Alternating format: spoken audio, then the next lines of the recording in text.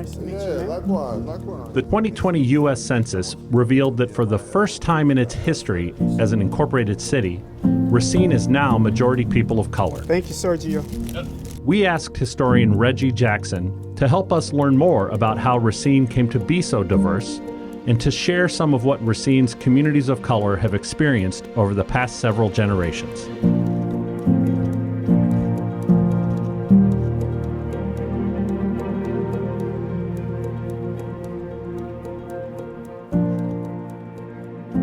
In most of the early part of the 20th century, Racine was mostly white, the city and the suburbs.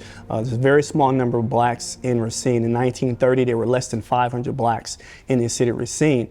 But you began to see that increase during World War II as, the need for labor increased. Racine was like many cities in the north that were manufacturing hubs. They started to recruit black workers and Latino workers from the south and the southwest. And so you started to see from, say, 1950 to 1980, a huge increase in the number of people of color in Racine. But in 1960, you still saw the suburbs were very, very white. And today, people of color make up about 54% of the city of Racine.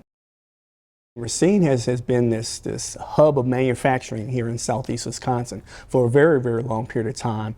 In the early part of the 20th century, they had more manufacturing jobs than every city in Wisconsin with the exception of Milwaukee. So it was a thriving community, a lot of really good jobs at those factories, well-paying jobs that provided a pension when you retired, provided health care, all of the things that allowed those workers to have family-supporting wages and to live out the American dream.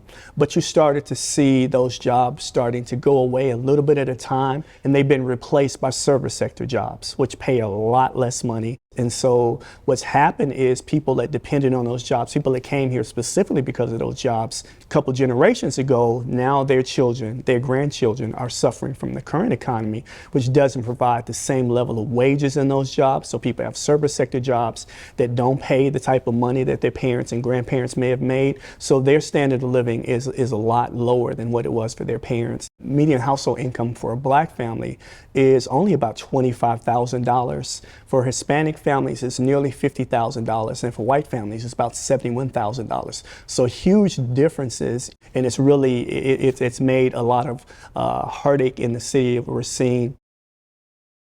A lot of the schools that were in the central city that were primarily black schools, several of those elementary schools were actually closed in the early 1970s. 7 of them were closed all at one time, which really upset the black community.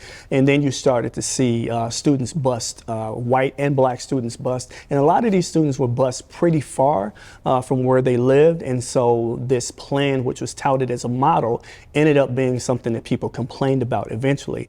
In the early 80s, you started to see whites move out of the city of Racine into some of the suburban communities, and that drastically changed the nature of the Racine Public School District. You started to see much lower enrollment, which meant that you had budget cuts. So a school district that was well-functioning, well-performing, you ended up having a district that changed dramatically. And part of what happened because of the city of Racine changed, you started to see higher levels of poverty, and we know that higher levels of poverty generally mean schools that don't perform nearly as well.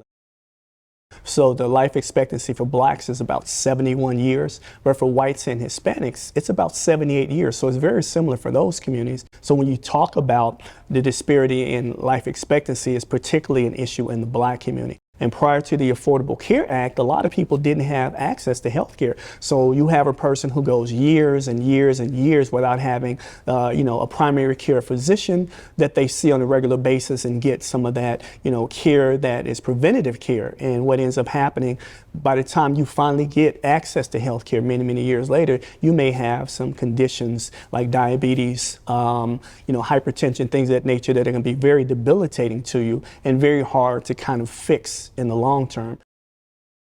When you look at Wisconsin, going back to, say, the 1970s, the prison population was very small, but you started to see a growth in the prison population in the 1980s. It accelerated through the 1990s and the 2000s, particularly the early 2000s.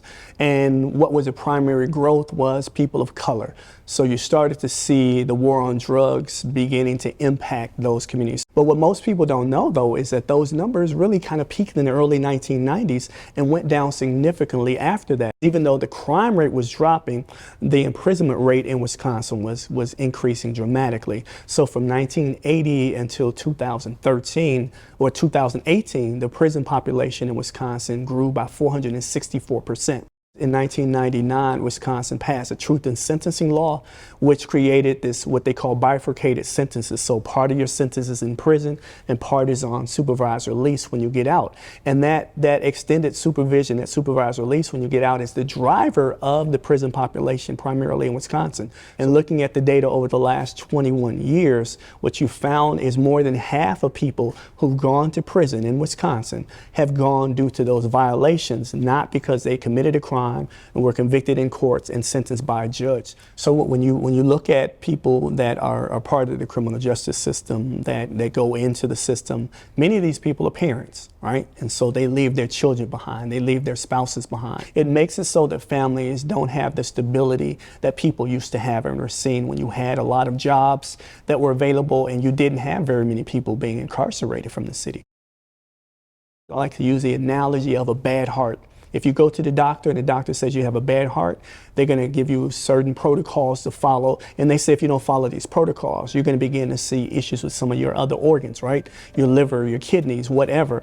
And it's the same with Racine. When you look at particularly the Black community, more so than the Latino, Hispanic community, if you don't find a way to fix the conditions in that community, that's a very unhealthy part of Racine. That's like the bad heart of Racine. And it's impacting all of the residents of Racine, whether they live in the city or the suburban communities, because it's causing a lot of problems that all of us who live really in southeast Wisconsin are dealing with, the consequences of these things. So really getting to the heart of fixing the economic crisis, you'll find that the health of Racine in all ways will be what it used to be back when you had all of those really high quality jobs that paid family supporting wages, allowed communities to be very stable communities. So if we can find a way in Racine to recover that ability to pay people family supporting wage jobs, then everybody in the city and the surrounding community will benefit from that.